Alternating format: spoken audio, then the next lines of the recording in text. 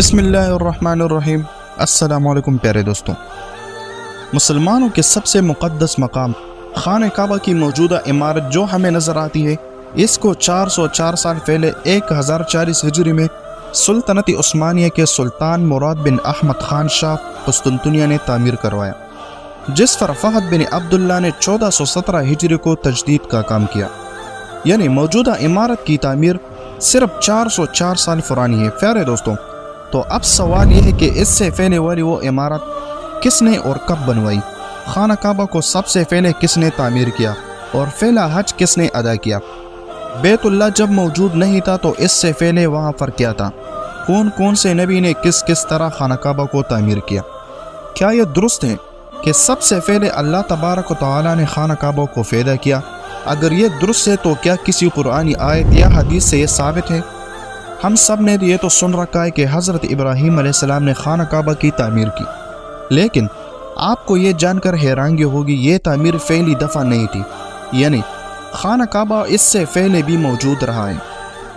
پیارے دوستوں، امام محمد بغوی رحمۃ اللہ علیہ اپنی مشہور زمانہ تصنیف تفسیر حاضر میں لکھتے ہیں کہ خانہ کعبہ کی سب سے پہلی تعمیر فرشتوں نے کی، جو کہ حضرت آدم علیہ السلام کی تخلیق سے بھی 2000 سال پہلے تھی۔ یہ بالکل اسی جگہ تھی جہاں موجودہ بیت اللہ شریف موجود ہے۔ تفسیر قرطبی میں امام شمس الدین رحمۃ اللہ علیہ روایت کرتے ہیں کہ جب فرشتوں نے کہا کہ اے اللہ تبارک و تعالی، انسان تو زمین میں فساد پھیلائے گا، جس پر اللہ تبارک و تعالی نے یوں ارشاد فرمایا، جو کچھ میں جانتا ہوں وہ تم نہیں جانتے۔ پس فرشتوں نے یہ جان لیا کہ اللہ تبارک و تعالی ہم سے ناراض ہو گئے، چنانچہ انہوں نے گول چکروں میں طواف کرنا شروع کر دیا اور ساتھ اللہ تبارک و تعالی کی تسبیح اونچی آوازوں میں کرنے لگے۔ تو اللہ تبارک و تعالی نے ان پر رحم فرمایا اور اسی جگہ جہاں انہوں نے چکر لگائے اپنے عرش کے نیچے ایک بے مثال زبرجد کے 4 ستونوں پر ایک گھر تعمیر فرما دیا، جو بیت المعمور کے نام سے مشہور ہوا۔ سورۃ الطور کی آیت نمبر 49 میں اللہ تبارک و تعالی نے یہ بیت المعمور کا ذکر فرمایا ہے۔ بیت المعمور ساتوں آسمان میں عرش کے سامنے کعبہ شریف کے بالکل اوپر ہے۔ آسمانوں میں اس کی حرمت ایسی ہی ہے جیسے زمین پر کعبہ معظمہ کی حرمت ہے۔ یہ آسمان والوں کا قبلہ ہے اور ہر روز 70,000 فرشتے اس میں طواف اور نماز کے لیے حاضر ہوتے ہیں، پھر کبھی بھی انہیں واپس یہاں آنے کا موقع نہیں ملتا۔ اس کے بعد اللہ تبارک و تعالی نے فرشتوں کو حکم دیا کہ زمین پر بھی اس بیت المقدس کی مانند میرا گھر بناؤ، تاکہ جس طرح فرشتے بیت المعمور کا طواف کرتے ہیں اسی طرح زمین پر میرے بندے اس گھر کا طواف کریں۔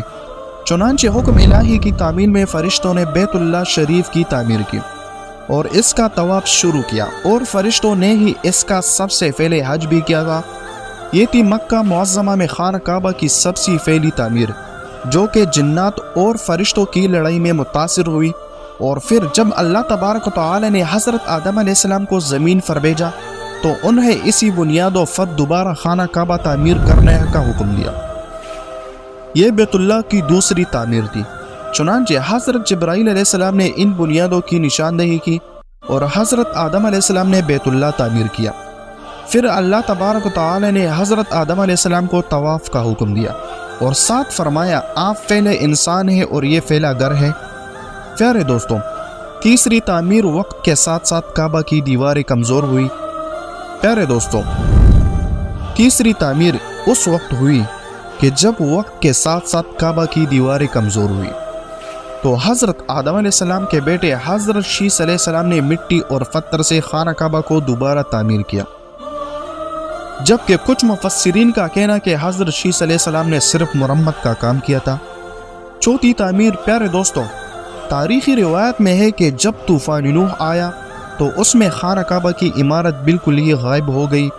پھر جب حضرت ابراہیم علیہ السلام مکے گئے، حضرت اسماعیل علیہ السلام کی مدد سے جبرائیل علیہ السلام کی بتائی ہوئی نشانیوں پر کھدائی کر کے پھر خانہ کعبہ کی وہ عمارت تعمیر کی۔ یہ بالکل انہی بنیادوں پر تھی جہاں حضرت آدم علیہ السلام نے اس کو تعمیر فرمایا تھا۔ قرآن کی سورۃ بقرہ کی آیت نمبر 127 تا 134 میں اس کا تفصیلی ذکر موجود ہے۔ جب حضرت ابراہیم علیہ السلام مکے آئے تو وہاں خانہ کعبہ کی جگہ صرف سرخ ٹیلا تھا۔ پھر حضرت جبرائیل علیہ السلام کی نشاندہی پر جبل ابوالقبیس کی کوہ سے 2 پتھر حضرت ابراہیم علیہ السلام کو ملے، ان میں سے ایک حجر اسود اور ایک مقام ابراہیم کے نام سے مشہور۔ مقام ابراہیم وہ مشہور پتھر ہے جس پر کھڑے ہو کر حضرت ابراہیم علیہ السلام نے خانہ کعبہ کی دیواریں بلند کی۔ جیسے جیسے دیواری بلند ہوتی گئی یہ پتھر بھی ہوا میں بلند ہوتا رہا۔ رسول اکرم صلی اللہ علیہ وسلم نے ارشاد فرمایا، جس کا مفہوم یہ ہے کہ حجر اسود جب جنت سے اترا تو دودھ سے بھی زیادہ سفید تھا، پھر انسان کے گناہوں نے اسے سیاہ کر دیا۔ ایک اور حدیث میں آتا ہے کہ نبی اکرم صلی اللہ علیہ وسلم نے ارشاد فرمایا، حجر اسود اور مقام ابراہیم جنت کے یاقوتوں میں سے 2 یاقوت ہیں۔ اللہ تبارک و تعالی نے ان کے نور کی روشنی بجھا دی، اور اگر اللہ تبارک و تعالی اسے نہ بجھاتا تو یہ مشرق سے مغرب تک سب کو روشن کر دیتے۔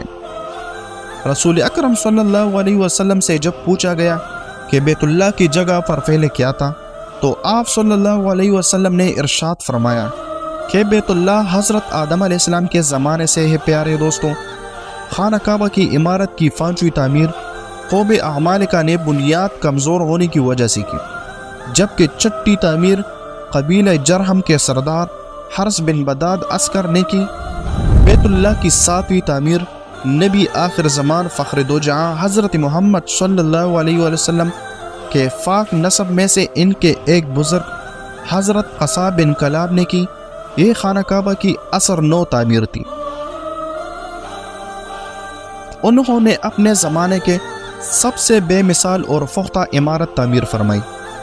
معزز خواتین و حضرات، اس کے بعد جب قبیلہ قریش بیت اللہ کے متولی تھے تو ایک دفعہ بہت زیادہ سیلاب آیا، جس سے بیت اللہ کی بنیادوں کو بہت نقصان ہوا۔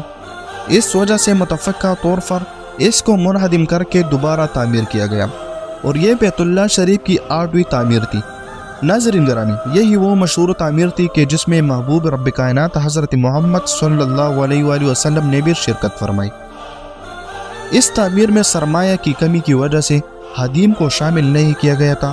9ویں تعمیر یزیدی فوج کی سنگباری سے جب خانہ کعبہ کی دیواریں شکستہ ہو گئی تو حضرت عبداللہ بن زبیر رضی اللہ عنہ نے حتیم، جو کہ قریش کی تعمیر میں شامل نہ کیا گیا تھا، اس کو شامل کر کے بنیاد ابراہیمی پر نئے سرے سے تعمیر کیا۔